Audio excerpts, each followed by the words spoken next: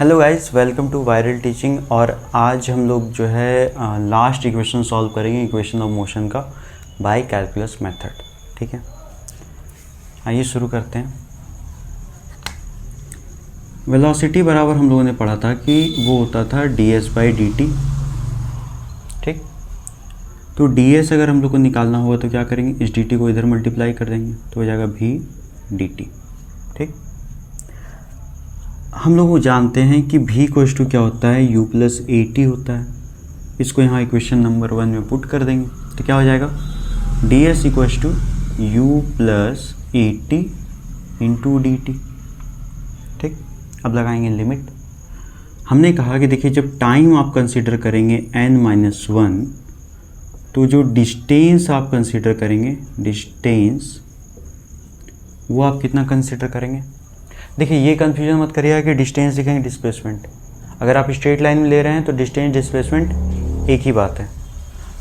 लेकिन अगर आपको लगता है कि मोस्ट प्रेफरेबली हम क्या चूज़ करें, हम लोग को नहीं पता है स्ट्रेट लाइन में है या नहीं है, तो आप सीधा डिस्टेंस मारिए। ठीक है, और ऐसा आप चारों इक्वेशन में कर सकते हैं। तो डिस्टेंस इक्वल्स टू क्या हो जाएगा मेरा, Sn-1।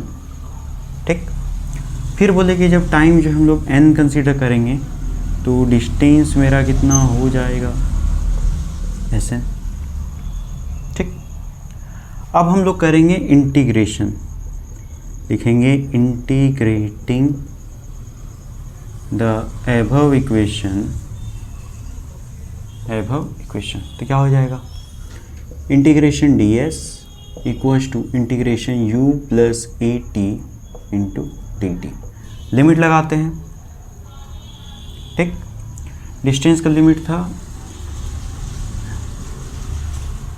n-1, तो Sn-1 से Sn तक गए थे हम लोग। ठीक है, टाइम जो था वो n-1 से लेके n तक गए थे। अब करते हैं इसको सॉल्व।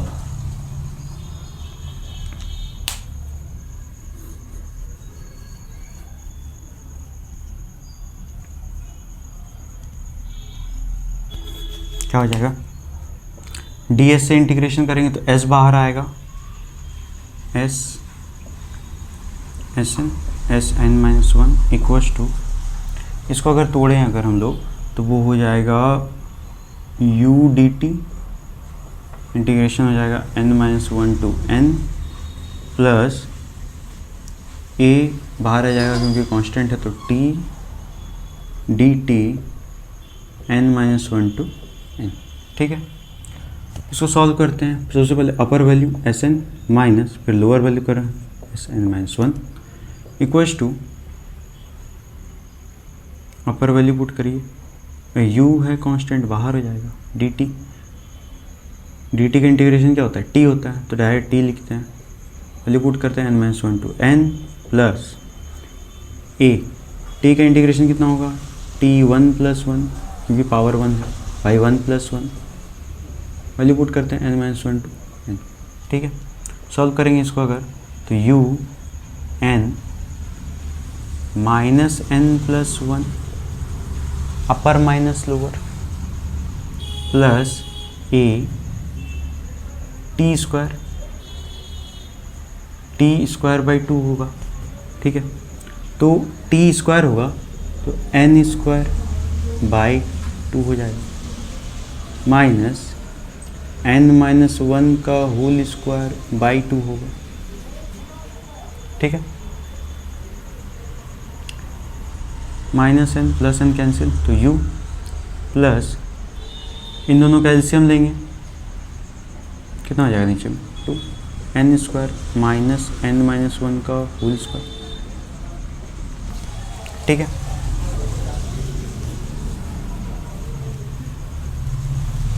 और देखते हैं सॉल्व करके, u प्लस ये हाफ बाहर a/2 अंदर कितना हो जाएगा n square minus a - b का होल स्क्वायर। फॉर्मूला क्या होता है बोलिए, a square minus 2ab minus पहले से बाहर थी प्लस b स्क्वायर माइनस है तो माइनस 1 स्क्वायर, 1 का स्क्वायर तो 1 ही होता है। तो क्या हो जाएगा बोलिए, u प्लस a/2, ये और ये कैंसिल, तो कितना हो जाएगा 2n minus 1 Sn minus Sn minus 1, ठीक है, ये है।